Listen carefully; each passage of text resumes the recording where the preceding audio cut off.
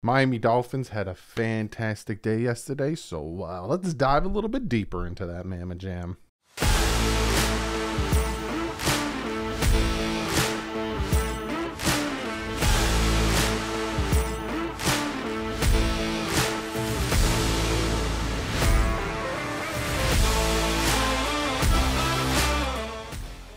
What is up, Finn fans? Yes, we're going to dive deeper into that win. I have a ton of stats. I have a ton of things that I'm going to go over, a ton of little intricate stuff from yesterday's win. This is normally what I do the Monday after victory. Maybe I'll even do it after losses, kind of dive deeper into it, where they need to get better, all that stuff. But before we jump into that, I just want to let you guys know that the All 22 film should be out now, which means tonight I'm going to break it all down, edit it, all that stuff, and then film the video late tonight and release it early tomorrow. So you'll get that tomorrow. Wednesday, you'll get the picks video. I'm going to have Reason on. He's going to be my guest for the picks video. And in the morning, I'm going to have to collab with Big O. Then on Friday, I'm trying my best to get with Raven to do a collab previewing the Ravens game. And then Sunday, I will see you guys live again here. Some of you guys have talked about, I also hate the headroom. I have a lot to, I'm not done with the studio. A lot of you guys talk about the echo that you can kind of hear. I'm not done with the studio. And there will be a studio tour as soon as I'm done. Give you guys a cool idea. Because you could see, like, the shelf over here, it's still empty. I got a lot of stuff I have left to do. Just want to give you guys an update on that before we jump into this. Stats. I'm going to give you guys team stats so far. Again, it is only week 1, so there's not much to really harp on or get too much into. But the Dolphins offense is ranked 17th in points for, 20th in yards. Need to do a little bit better on that. Turnover, their first downs, they're 18th. Passing, they are 11th ranked, which is good to see that. Rushing, they are 25th ranked. Would like to see a little bit better on the defensive side. Points for, they are 2nd ranked. Yards, they are 7th ranked. Passing, they are 10th ranked, and rushing, they are 10th ranked. So right now, the Dolphins are about a top 10 defense. Then when it comes to air yards, right? The number one leading passer in the NFL when it comes to air yards is Lamar Jackson. He averaged 11.8 yards per pass. Where would you, comment below, where would you think Tua Tagovailoa would be, right? Where would you think average air yards Tua Tagovailoa would be? Now, again, this is from his hand to the receiver's hand. It's not from his hand, receiver's hand, then he takes it the rest of the way. Where would you think Tua Tagovailoa would be ranked? He's ranked 10th with 8 yards average per pass. Behind him is Trubisky. Behind him is Mahomes. Josh Allen is 14th ranked with 7.3 yards an average. Kyler Murray, 7.3 yards an average. Stafford, 5.8. So Tua's doing pretty well with his passing. So 10th ranked in points and yards per depth so far. 8 yards an average. He throws it through the air. And a lot of people were calling him Dink and Duncan yesterday. I don't see it. I didn't see it. Then also on third downs, he was 8 for 10 on passing, 64 yards. He had a 93.3 passer rating. On fourth downs, he had the 1 pass for 42 yards and the touchdown. Perfect passer rating on that. In the first half, he was 13 for 18 on passes, 179 yards, 1 touchdown, 122.2 passer rating. In the second half, he was 10 for 15 on passing, 91 yards, 82.9. It seems like in the second half, they kind of were trying. I noticed that in the second half, they were playing it safe a little bit. Kind of like, all right, we have the lead. Don't do anything stupid. We're going to run more. We're going to try this. We're going to try that. Whereas in the first half, they were trying to put points up. His point, like I said, his passing depth, 20-plus yards. He was 2 for 5 for 49 yards with the 1 drop. 10 to 19 yards. He was 4 for 6 for 80 yards and a touchdown.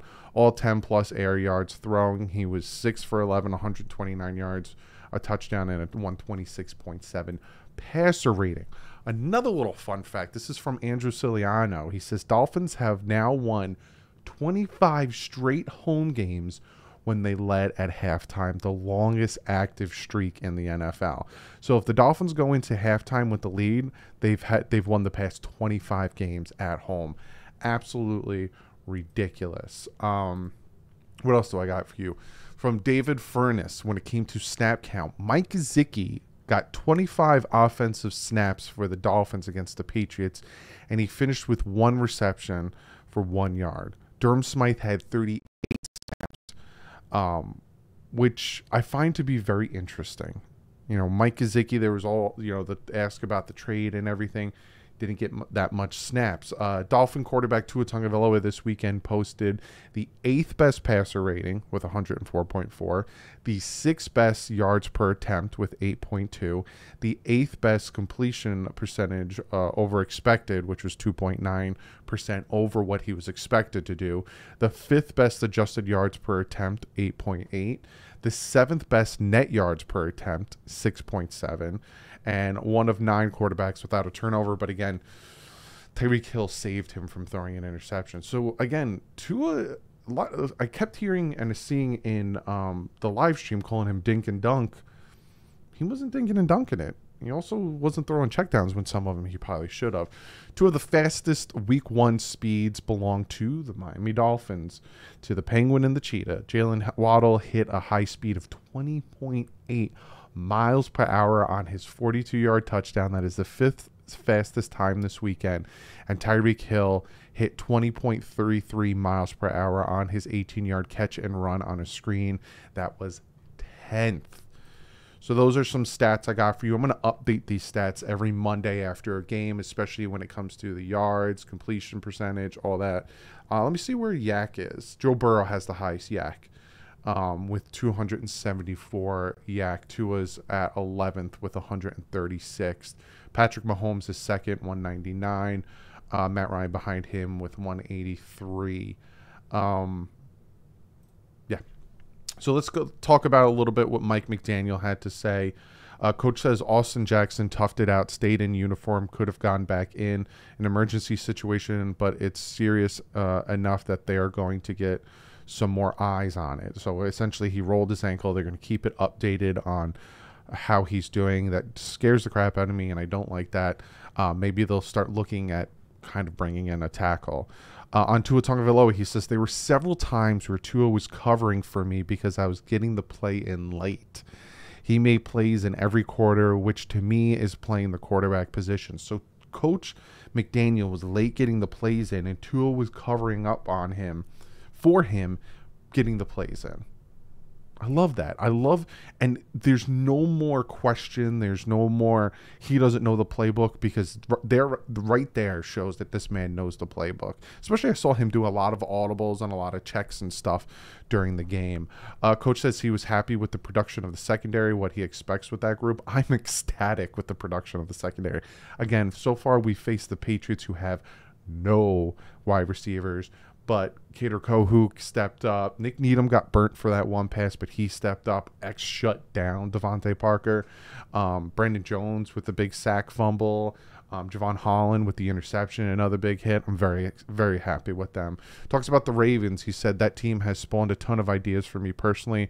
In the run game, they do an unbelievable job of forcing you to defend all gaps, to be sound. And then with the passing game, to balance that, you have to account for all 11 on every down. This Sunday's going to be scary, facing Lamar, and they're healthy, they're fresh, and it's in Baltimore. It's going to be a scary game.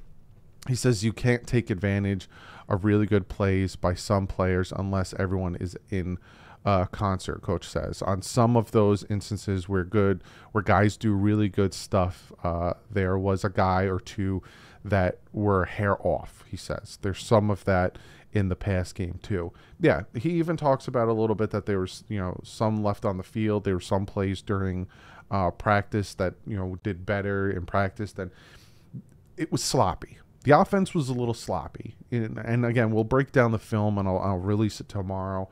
But there was some sloppiness in there from, free rushers getting at Tua, from the run game. There's the pitch to Chase Edmonds. The guy shot the middle, completely hit for their tackle for a loss. It was sloppy at some points. Some passes were sloppy by Tua. It was sloppy. And again, we'll look at it. Coach says Van Ginkel usage was more of a function of him working his way back. He had a great offseason. They're slowly bringing him back again. He's not on the PUP or the IR, so he's fine. And then Coach says theoretically game 1 should be the worst game they play all year, with the goal of improving every week. Definitely no celebrations or parties today. The team knows there were some plays that to be made that we didn't make. He says the focus today was getting better. 100%. It's week 1. A lot of people are don't like what they saw. You know, the offense only put up 13 points. And yeah, it was a little bit of everything. That's the thing that drives me nuts. Everyone is focusing on Tua. It was Tua's fault we only scored 13 points. It was Tua's fault that this. It was Tua. Not realizing there's 10 other people on that field that also incorporate and also help with that situation. So it's encouraging, right? To me, what I saw a lot of, the offense did, especially in the passing game, whatever they wanted to do. Again, I'm going to break down more film and give you guys more proof or discover some things. Like that one high snap, I've realized that Judon tipped that pass that kind of fluttered when he had Tyreek Hill. If Judon didn't tip that pass, that would have been an instant touchdown. So I'm noticing things as I'm watching more stuff. So I can't wait to do the film breakdown later tonight. But it's week 1. Look at what the Packers did, right? Packers always play garbage in week 1, and then they come out and they kill it for the rest of the season. Week 1. A lot of people are now coming out and saying, well, the only reason so-and-so did well, the only reason the defense was dominant is you played an inferior Patriots team. Since when are the Patriots an inferior team? I'll take that all day, every day. I'm going to take this one. I'm going to enjoy it, but it's Monday. So again, we're deep and diving. We're going to enjoy it. Come tomorrow, we're on to the Baltimore Ravens. No more thinking of the win. No more talking about this. We're getting ready for the Baltimore Ravens. Hopefully Tua steps it up and makes better throws consistently. Again, he made good throws. I will break down those throws. I will break down the bad ones. I'll break down the good runs, break down the bad runs, and on the defense. Might be like a good half hour, almost 45-minute video. I'll try to keep it not too long. Try to not bore you with a long video. But that video will be out tomorrow, like I said. But other than that, comment below. Let me know what you guys think. Now that you've had it able to sit back, digest the game and everything, what's your thoughts? Again, I still think that Tua did okay. I think he did good. I don't think he did great. I don't think he did garbage. I think he did good. I think he made the plays he had to. He had a few plays where I wish he would have done better, but I think he did good. I don't put the 13 points or the lack of scoring so much on him. In some instances, yes. And others, no. And again, we'll break that down. So be sure to comment below. Let me know what you guys think of the stats, all that stuff I gave you, where we're ranked as of week 1. And I will see you guys tomorrow for the film breakdown. I'm very excited to do this tonight. But like usual, stay classy. Fins up.